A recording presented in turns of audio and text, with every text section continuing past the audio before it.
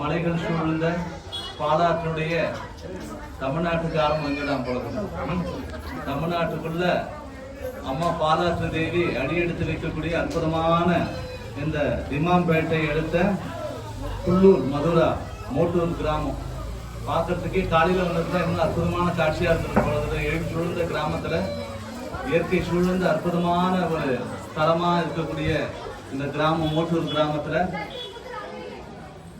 முன்னாள் பார்த்தா நேற்று வெள்ளிக்கிழமை அற்புதமான முறையில அம்பாளுடைய கும்பாபிஷேகம் நடந்திருந்துச்சு.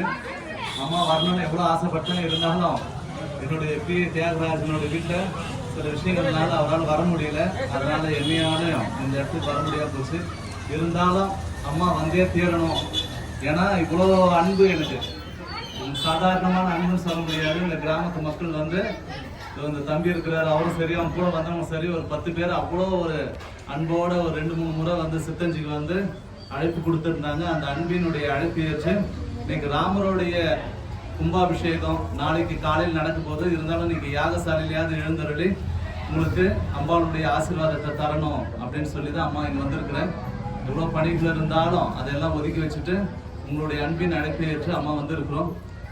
நம்மளுடைய பாரம்பரியம் கலாச்சாரம் அப்படின்னு பார்த்தீங்கன்னா எப்படி பார்த்தாலும் எத்தனையோ பல்லாயிரம் ஆண்டுகளுக்கு முன்னாடி இருந்து எத்தனையோ ஆலயங்கள், எத்தனையோ வாணியம்பாடின்னு பார்க்குறோம். நம்ம பக்கத்து ஊர்ல இருக்குது நல்ல அத்ரீஸ்வரர்ன்ட்டு சிவனோட ஸ்தலம். அந்த வாணியம்பாடின்னு பேர் வர்றதுக்கு காரணமே வாணி பாடுன்னு சொன்னார் சிவபெருமான். அதனால சரஸ்வதி அம்மாவோட கோயில் இருக்குது. பிள்ளைங்கள்லாம் நல்லா படிக்கணும், 10th மார்க் எடுக்கணும், +1 மார்க் எடுக்கணும், +2 மார்க் எடுக்கணும்னா பக்கத்துலேயே அற்புதமான ஸ்தலம் இருக்குது வாணியம்பாடியில. அவ்வளோ சிறப்பு வாய்ந்த பகுதி தான். பிரம்மன் வந்து 10 ஆலயங்களை வந்து இதை சுற்றி கட்டியிருக்கிறார். 10 விதமான ஆலயங்களை கற்கோவில் கட்டியிருக்கிறார். அதனால்தான் எத்தனையோ யுகங்களா, எத்தனையோ 1000 வருடங்களா ஆனாலும் சரி, 600 வருடம் நம்மளுடைய பாரத தேசம் அடிமைப்பட்டு இருந்தாலும், முகலாயர் காலத்திலும் சரி, வெள்ளக்காரன் காலத்திலும் சரி, கிட்டத்தட்ட 600 ஆண்டுகள் அடிமைப்பட்டு இருந்தாலும், எத்தனையோ பெரிய புரட்சிகள் வந்தாலும், நம்மளுடைய சனாதன தர்மம் சொல்லக்கூடிய இந்த இந்து தர்மம் நம்ம எந்த தெய்வத்தை வேணா வணங்கலாம்.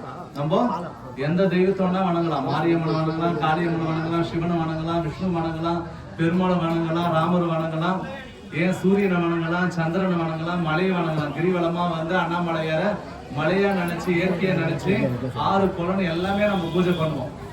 ஆறுன்னு பார்த்தாலும் எந்த ஆறா இருந்தாலும் சரி, அது பாலா இருந்தாலும் சரி, காவேரி ஆறா இருந்தாலும் சரி, பவானி ஆறா இருந்தாலும் சரி, கிருஷ்ணா நதியா இருந்தாலும் சரி, அதெல்லாம் ஒரு தெய்வ அம்சம். நம்மளுக்கு கொடுக்கக்கூடிய அந்த நீர் ஆதாரன்றது ஒரு ஒப்பற்ற விஷயம் சொல்லி எல்லாத்தையுமே நம்ம தெய்வமா வணங்குவோம்.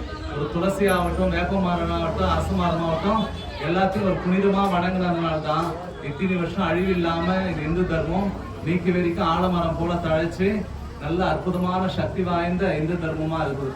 இந்து தர்மத்துல ராமருடைய கதைகள்லாம் பாத்தீங்கன்னா அவ்வளவு சிறப்பு வாய்ந்தது. ஒரு அவதார புருஷனா பிறந்து ஒரு தந்தை சொல் மிக்க மந்திரம் இல்லை. தந்தை ஒரே நொடிதான் சொல்றார், நீ காட்டுக்கு போப்பான்னு. உடனே காட்டுக்கு போற.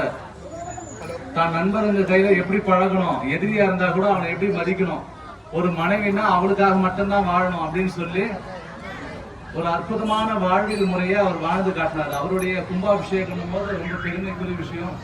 ராமருடைய சாணத்தியம், அவருடைய அருள், அவருடைய பரிபூர்ண சக்தி எல்லா மக்களுக்கும் திருத்தலங்களும் கிடைச்சு எல்லாம் சகோதரத்தோடு எப்படி வாழணுன்றதை எடுத்துக்காட்டா வாழ்ந்தவர் ராமர். அண்ணன் தம்பிங்கன்னா எப்படி விட்டு கொடுக்காம ஒற்றுமையா வாழணும்.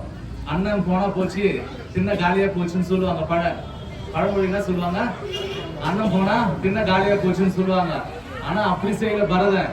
அண்ணன் போனாலும் அந்த அரியாசனத்தில் நான் உட்கார மாட்டேன், அவரோட பாத ரட்சையை நான் கீழே வச்சு அந்த பாத ரட்சைக்கு பூஜை பண்ணி அவருடைய ஆட்சியா ராமராஜ்யமா நான் ஆளுவேன்.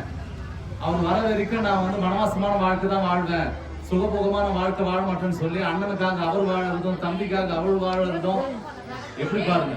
தான் மனைவிக்காக ஏக புருஷனா நான் வந்து என் மனைவிக்கு மட்டும்தான் அப்படின்னு சொல்லி வாழ்ந்தவர்.